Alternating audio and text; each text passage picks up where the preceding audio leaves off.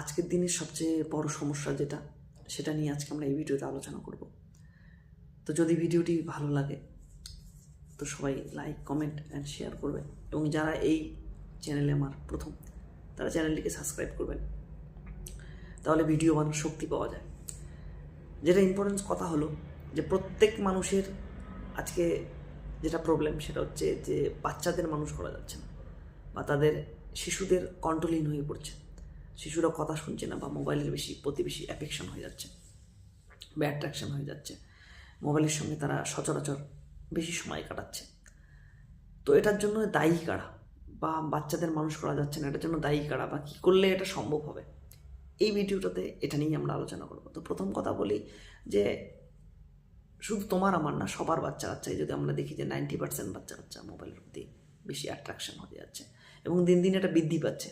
কী করে কমানো যাবে, বা না কমালে কী বিপদ হতে পারে, আমরা যদি কন্টিনিউয়াসলি দেখি যদি আমরা বিগত 5 থেকে 7 বছর ধরে দেখি,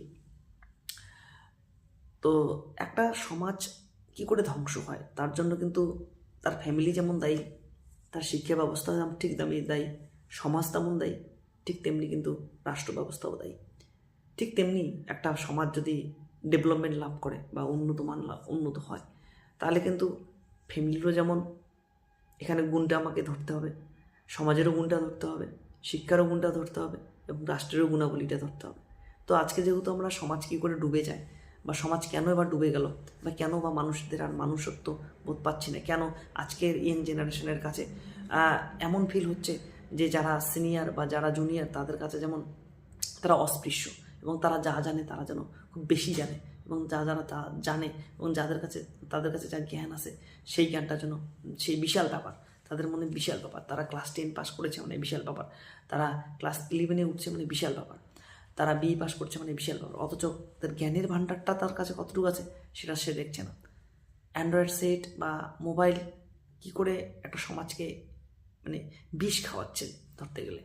আমাদের যদি আমরা দেখি যারা আজকে 18-20 বছরের বয়স, বা 13-14-15 বছরের বয়স্ক মানুষ, বা ইয়ং জেনারেশন যাদের আমরা দেখি, তাদের যদি আমরা জ্ঞানের ব্যাপারটা দেখি বা নলেজের ব্যাপারটা দেখি, একদম মানে এমন খারাপ অবস্থায় পৌঁছেছে এরা ভবিষ্যৎ নাগরিক হবে কী করে, দেশকে এগিয়ে যাবে কী করে, দেশকে এগিয়ে নিয়ে যাবে কী করে, দায়িত্ব নেবে কী করে, লিডারশিপ কী করে চালাবে, এ সমস্ত কিছু যদি আমরা ভাবি তাহলে দেখব যে একটা জিনিসের আমরা দায়িত্ব দেখছি বা একটা জিনিসকে আমরা গুরুত্ব দিচ্ছি, সেটা হচ্ছে আমাদের অনলাইন এডুকেশন। এবং অনলাইন এডুকেশনের অনেক সুবিধা যেমন হচ্ছে, তেমন আবার অনেক ক্ষতিও রয়েছে।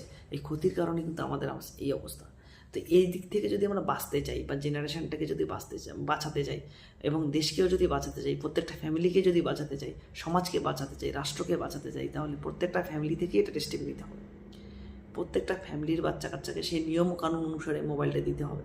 যে যদি কোনো তার অনলাইন ক্লাস থাকে, বা যদি কোনো সে প্রয়োজনীয় কাজে লাগে তবে দিতে হবে, তাছাড়া দেওয়া যাবে না। বা আগেই একটা অ্যান্ড্রয়েড সেট কিনে দেওয়া যাবে না ছেলেদের বা মেয়েদের বা বাচ্চাদের, কিনে দেওয়া যাবে না। বা খেলাধুলায় তাদেরকে প্রতি ইনস্ট্রাকশন করতে হবে, বা খেলাধুলা করার তাকে অনুমতি দিতে হবে, খেলাধুলা করো, শারীরিক মানসিকতা দুটোই ভালো হবে। তো এবং তাদের অসুখ বিসুখও কম হবে, সেদিকে আমাদের নজর রাখতে হবে। তাছাড়া সবচেয়ে বড় কথা, এখন কন্ট্রোল করা যাচ্ছে না। এখন যদি যে কোনো মানুষকে আমরা যদি বলি যে এরকম করতে হয়, বা নিয়ম শৃঙ্খলা তাদের দেখাই দিই, নিয়মের কোনো তাদের কাছে নিয়মটা কোনো মানে ভ্যালুহীন অবস্থা হয়ে পড়ছে। তার জন্য কিন্তু আমরা প্রত্যেকে দায়ী। তাই প্রত্যেকের গার্জিয়ান এবং প্রত্যেকের শিক্ষক, বা প্রত্যেকেই যারা স্কুলে যায় বা কলেজে যায়, তাদের প্রত্যেকেই কিন্তু দায়িত্ব নিতে হবে। নিজের বাচ্চাকে বা নিজের ফ্যামিলি মেম্বারকে যদি আমরা সঠিকভাবে মানে না দেখি, বা সঠিকভাবে রুলস রেগুলেশনের মধ্যে না আনতে পারি, তাহলে কিন্তু সমাজে আগাবে না। Thank you very much.